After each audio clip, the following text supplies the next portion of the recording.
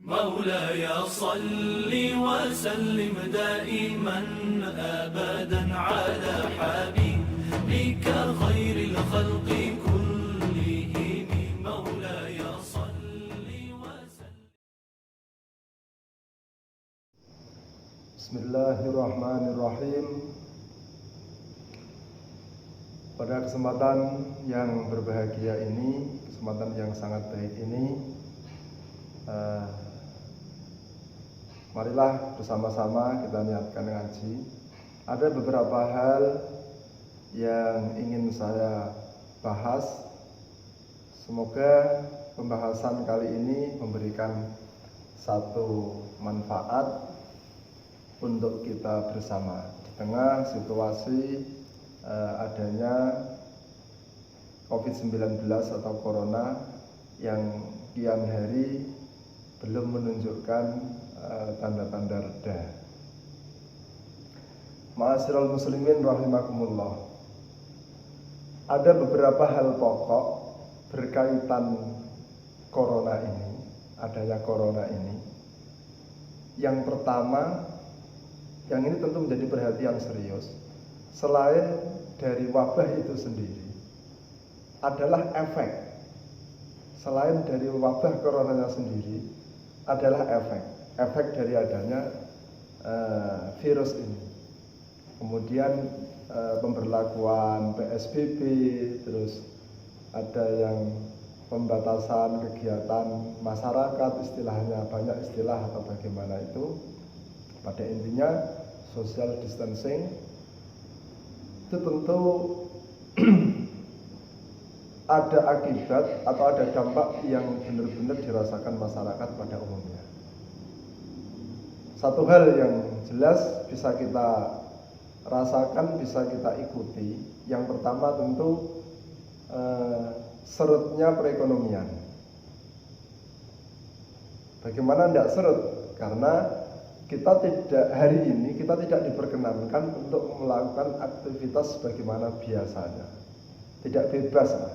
Ada aturan-aturan. Tentu ini baik karena pernah saya sampaikan di beberapa bahasan yang kemarin, kita ini kan bukan ahli kesehatan, bukan dokter, bukan ahli virus.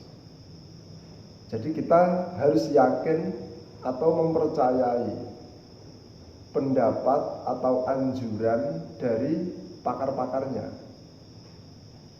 Di antara cara untuk memutus rantai penyebaran dari virus corona ini, ya memang kita membatasi pertemuan. Andai kata terpaksa harus ada pertemuan, dipersempit atau diperpendek waktu pertemuannya.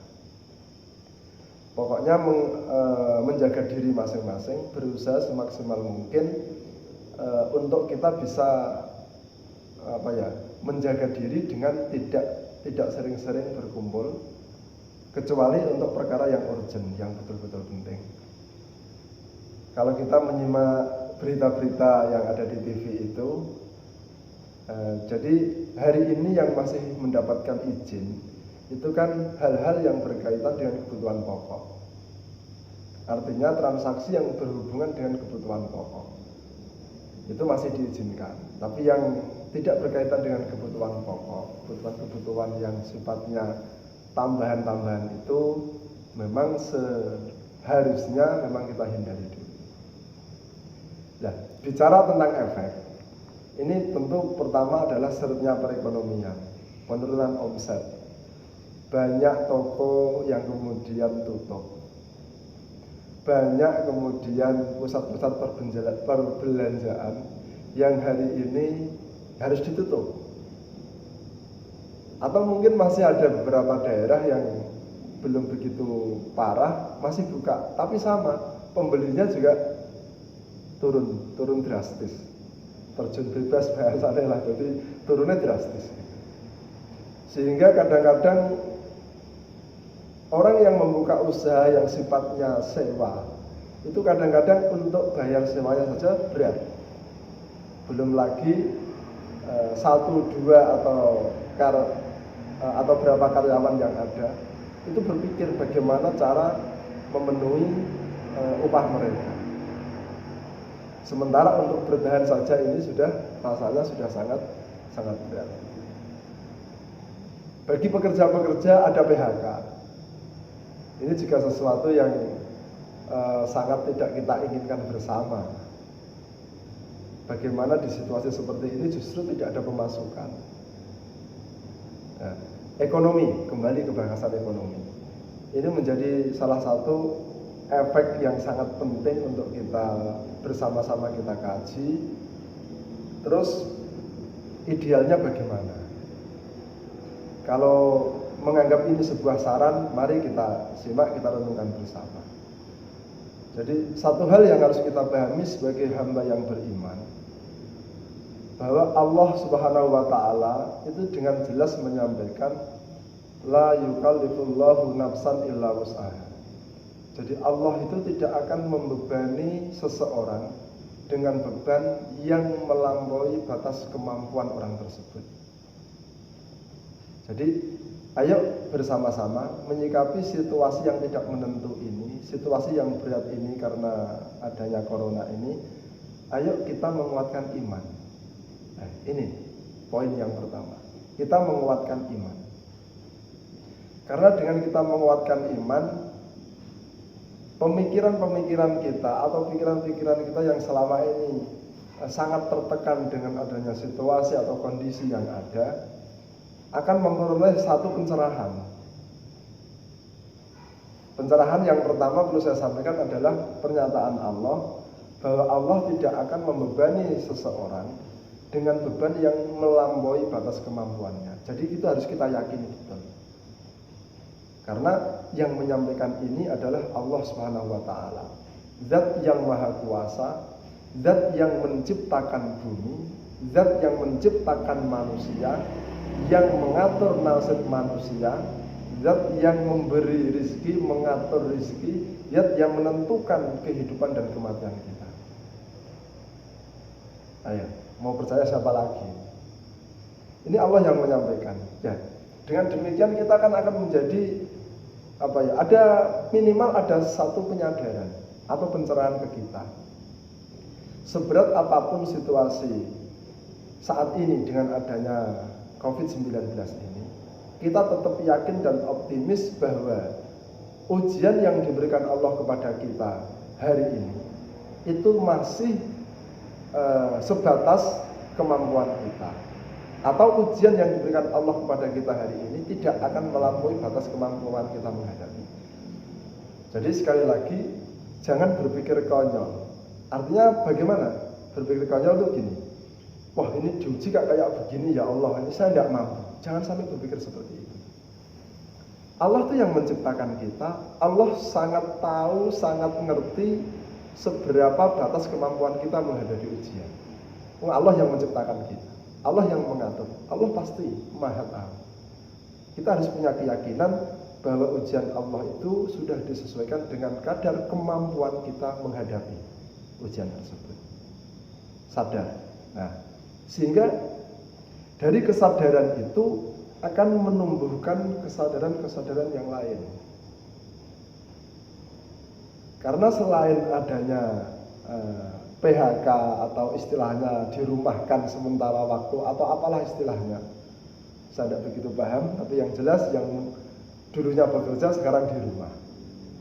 Ada yang benar-benar PHK, ada yang sementara dirumahkan, mungkin mendapat gaji hanya gaji apa istilahnya lah, karena tidak bekerja. Nah, satu hal yang harus kita pahami bersama, la yukallifullahu nafsan illa wus'aha. Saya ulang lagi. Jadi kita harus meyakini itu. Terus bagaimana kemudian kita memenuhi kebutuhan kita? Nah, ini memenuhi kebutuhan kita itu kita setelah sadar bahwa Allah tidak akan membebani kita dengan beban yang melebihi kemampuan kita, akan menumbuhkan satu kesadaran, oh iya, bahwa saya ini adalah seorang makhluk.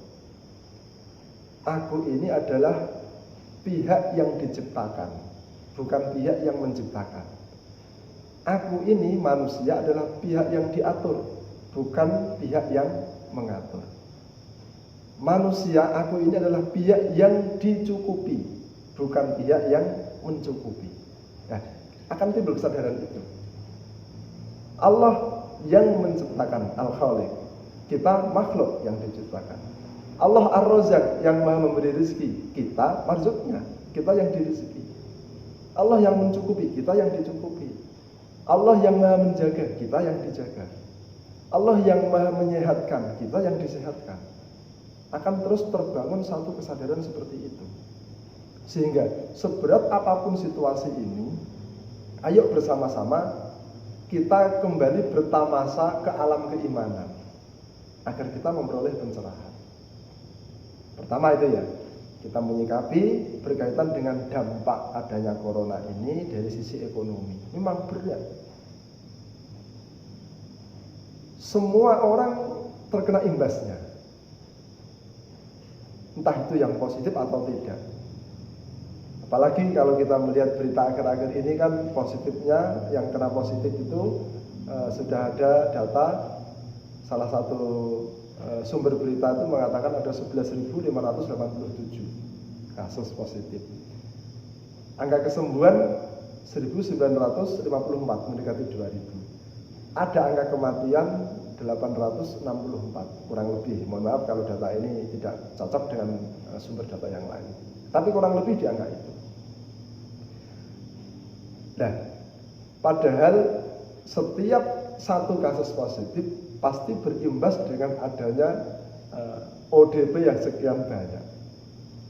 Pasti berimbas dengan adanya karantina dan seterusnya. Ini kalau bisa dikatakan melumpuhkan, memang melumpuhkan. Melumpuhkan sisi sosial ekonomi kita jelas, bahkan termasuk melumpuhkan sisi sosial keagamaan. Beberapa masjid sudah menutup pintunya terhadap sholat Jumat, bahkan di Ramadan ini ya sholat tarawih. Nah, di saat seperti inilah sesungguhnya saat yang paling tepat bagi kita untuk merefreshing diri, membuat penyegaran diri, membuat pencerahan diri.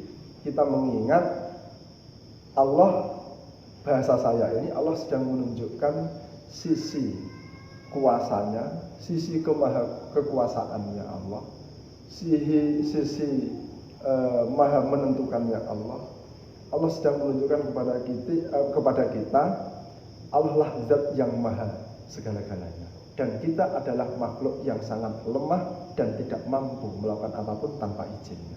Kita harus sadar itu. Sedahsyat apa kita berpikir, sedahsyat apa kita berupaya, tentu wa ma tasyauna illa ayyashallahu rabbil alamin. Apa yang kita upayakan tidak akan mungkin wujud kecuali Allah pun berkehendak untuk mewujudkan apa yang kita ingin. Kodrat iradat Allah berjalan di sana. Ma'asyiral muslimin rahimakumullah. Dari sisi ekonomi berat, semuanya berat. Yang mungkin kemarin putaran bulanannya sampai puluhan juta. Tidak usah ngomong yang kelihatan jauh, terlalu jauh dari pembahasan saya. Yang mungkin putaran kemarin tiap bulannya sampai ratusan juta atau puluhan juta, merasakan beban yang berat. Yang kemarin putarannya itu jutaan atau ratusan ribu juga merasakan hal yang berat juga. Sama.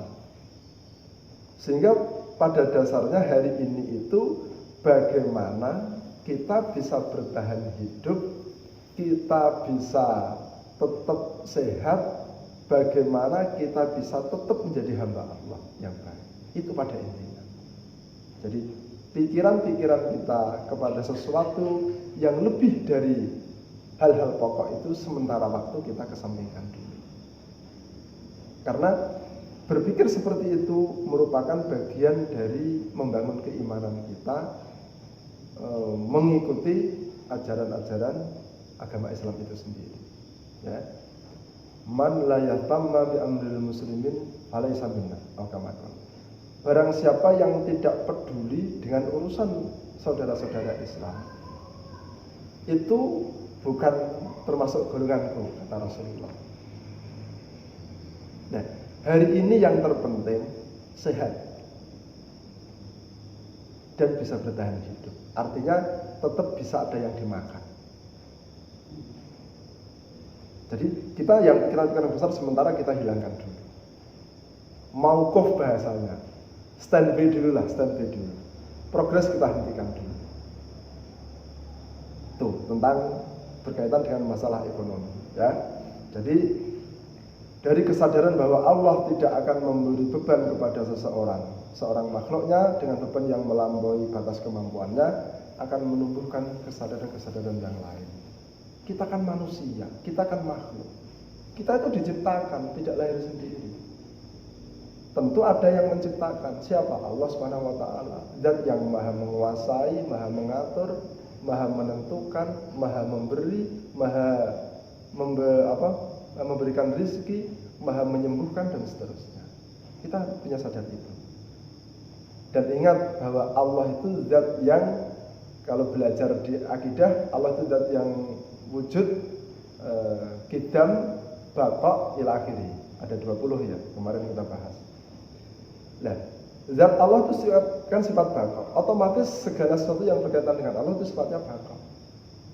Maka ketika Allah mempunyai sifat ar-razak, razaknya Allah juga baqa.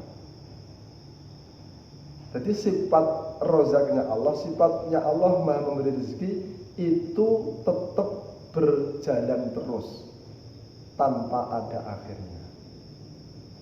Karena sifat Allah akan menjadi sifatnya Allah, yang Allah itu adalah bersifat langgeng. Maka semua sifatnya juga bersifat langgeng. Ketika Allah punya sifat ar-razak, berarti razaknya itu langgeng. Tidak usah khawatir. Allah sudah membuat penentuan yang jelas, wa ma min dabbatin fil ardi illa 'ala Allahi rizquha. Tidak ada satu makhluk pun di dunia ini kecuali Allah sudah menjamin rezekinya. Tidak usah khawatir. Mohon maaf saya bicara atas nama keimanan. Tidak usah khawatir. Lagian kekhawatiran kita kan juga tidak beralasan. Artinya tidak beralasan begini. Setelah kita khawatir, kita mau apa? Toh apabila kita nekat, kita potensinya juga sakit, terpapar virus. Kalau tidak hati-hati, kita potensinya terpapar virus. Mohon maaf juga ini termasuk teman-teman yang hari ini nekat untuk bisa mudik misalnya. Tidak tahu itu ada perdebatan istilah pulang kampung atau mudik, wallahu alam, saya tidak di sisi itu pembahasannya. Yang jelas mudik atau kembali dari zona-zona merah, keluar dari zona-zona merah adanya corona ini memang sangat berisiko, sangat fatal. Berat pasti. Tetapi berat yang jenengan rasakan di sana,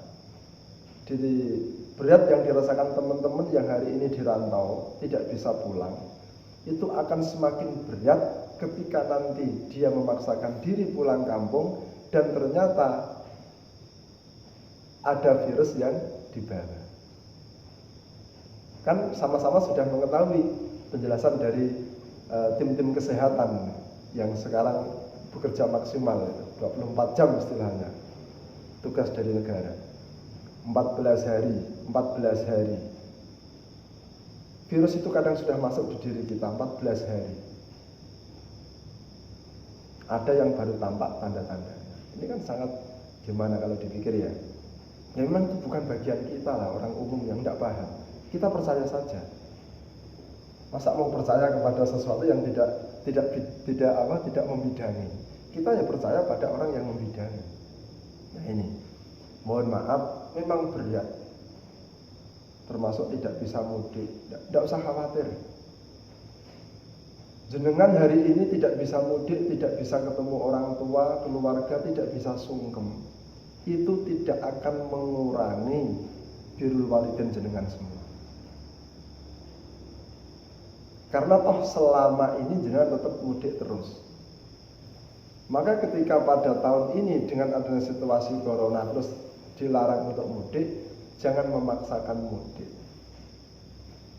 Karena potensinya lebih membahayakan.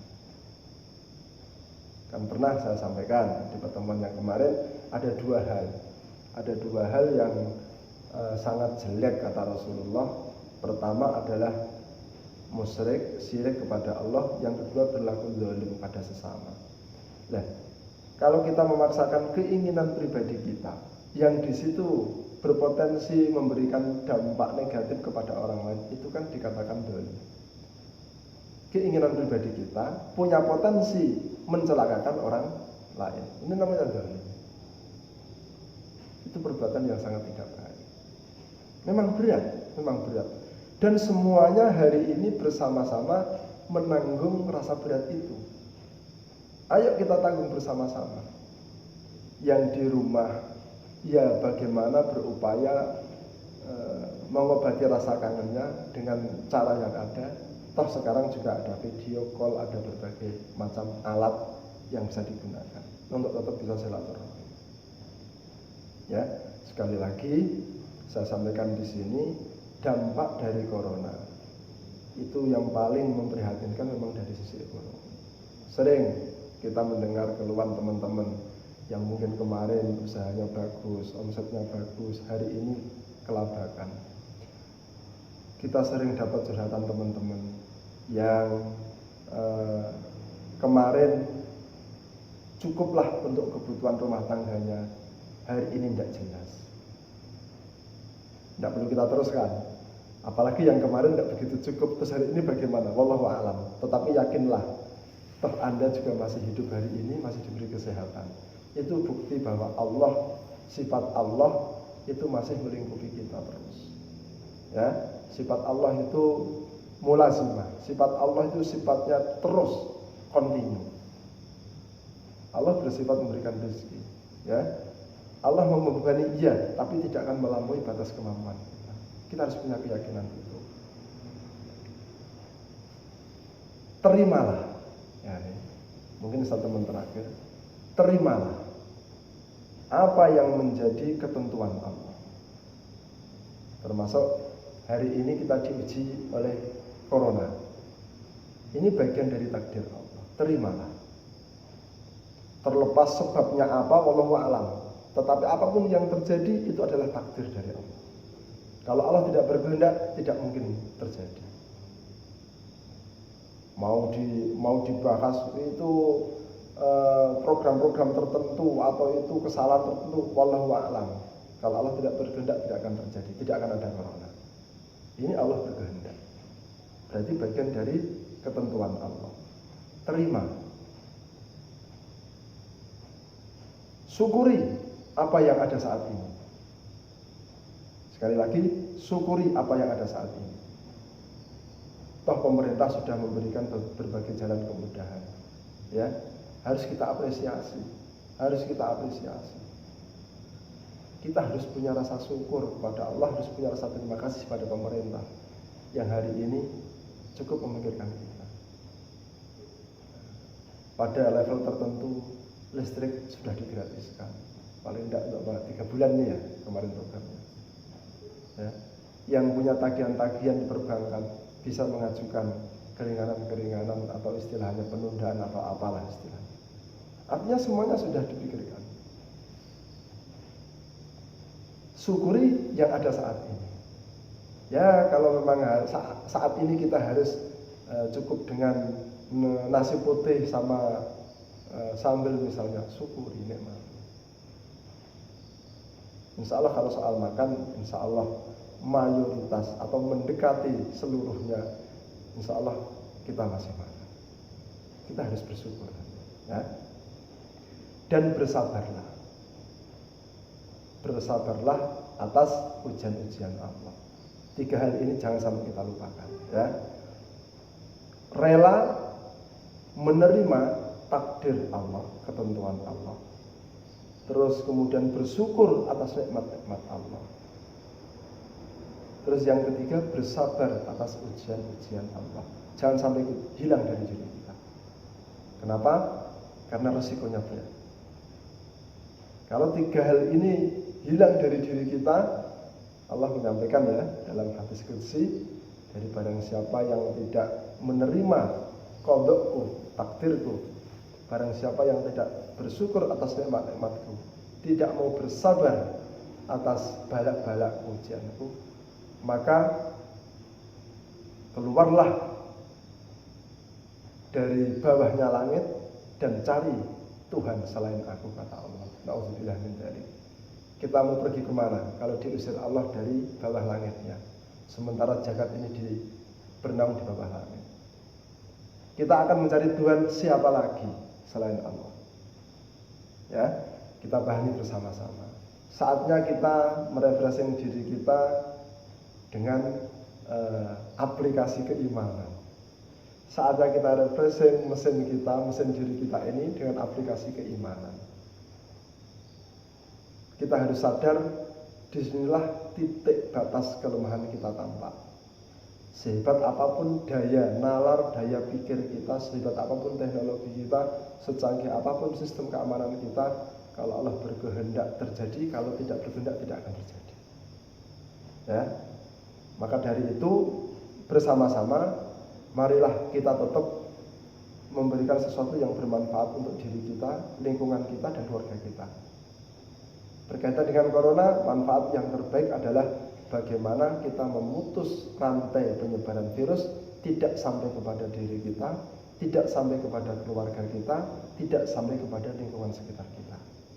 Kalau semua orang bertanggung jawab seperti itu, insya Allah corona ini akan segera diangkat oleh Allah. Insya Allah akan segera selesai. Tetapi kalau semuanya masih membela atau bela-bela ini egonya masing-masing, mengesampingkan keamanan keselamatan orang lain, ya na'udzubillah min dzalik saja. Fakta diri sah saja. Kita tunggu saja saatnya virus ini semakin menggurita. Kita harus sadar itu, ya. Ada satu lagi hal yang perlu kita ingat. Allah menyampaikan dalam salah satu firman-Nya, Allah itu tidak akan mengadab satu kaum selama kaum itu mau beristighfar. Nah, selain kita refreshing diri kita dengan sisi keimanan untuk melihat lebih jauh keimanan kita kepada Allah, Allah dan yang maha memberi rezeki, yang maha melindungi, maha menyembuhkan, yang maha mengatur, maha segalanya. Satu hal lagi, bertaubat. Sadari kesalahan kita selama ini, beristighfarlah. Mintalah ampun kepada Allah. Mintalah ampun kepada Allah. Ya, tidak usah kita berpikir begini. Tidak usah kita berpikir begini. Di situasi corona yang sedemikian, kita malah lupa beristighfar. Yang ada di pikiran kita itu selalu mengasah akal, mengasah otak, bagaimana terus kita mencari peluang-peluang terus. Tidak usah. Ya sudah, kita terima saja, kita hadapi, wong kita makhluk. Ya, kita sadari kesalahan kita, beristighfar, minta ampun kepada Allah. Wa kana Allah li'adzibahum aw yastaghfirun. Jadi Allah tidak akan mengadab satu kaum kecuali selama kaum itu masih mau beristighfar. Maka perbanyaklah istighfar. Perbanyaklah istighfar. Rasulullah juga menyampaikan, barang siapa yang melazimkan istighfar, maka Allah akan memberikan jalan keluar atas setiap permasalahannya dan memberikan rezeki dari jalan yang tidak pernah diduga sebelumnya. Okay. Ini harus kita pahami bersama-sama, ya. Tetap optimis dengan rahmat Allah, tetap optimis dengan kekuasaan Allah, tetap optimis dengan pengaturan Allah, tetap optimis dengan kemurahan Allah, ya. Kemudian lakukan yang kita bisa sebagai bentuk rasa syukur. Kita syukuri. Kita bisanya apa ini? Misalnya kita hari ini harus di rumah, ya kita syukuri. Bukan malah kita di rumah gak ngapa-ngapain, terus kita protes tentang kebijakan harus di rumah. Tapi kita juga gak ngapa-ngapain. Dan ini kan malah mubazir semua waktu kita. Misalnya waktu kita terbatas ini. Ada beberapa tempat yang biasanya bukanya itu siang sampai pagi, sekarang bukanya diatur hanya 2-3 jam misalnya. Ya sudah, kita syukuri lah, mau bagaimana lagi. Situasinya seperti ini. Ini masuk dalam ruang darurat. situasi seperti ini masuk dalam ruang darurat. Jadi kalau darurat ya sudah, ya kita sesuaikan diri kita. Kita darurat situasinya, jadi kita harus menyesuaikan diri dengan kondisi kedaruratan yang ada. Jangan bandel. Sekali lagi, jangan bandel. Pemerintah ingin yang terbaik. Sebagaimana teman-teman dari MUI menyampaikan yang terbaik. Kita ikuti saran-saran mereka. Semoga bermanfaat untuk kita. Ya, terima kasih. Assalamualaikum warahmatullahi wabarakatuh.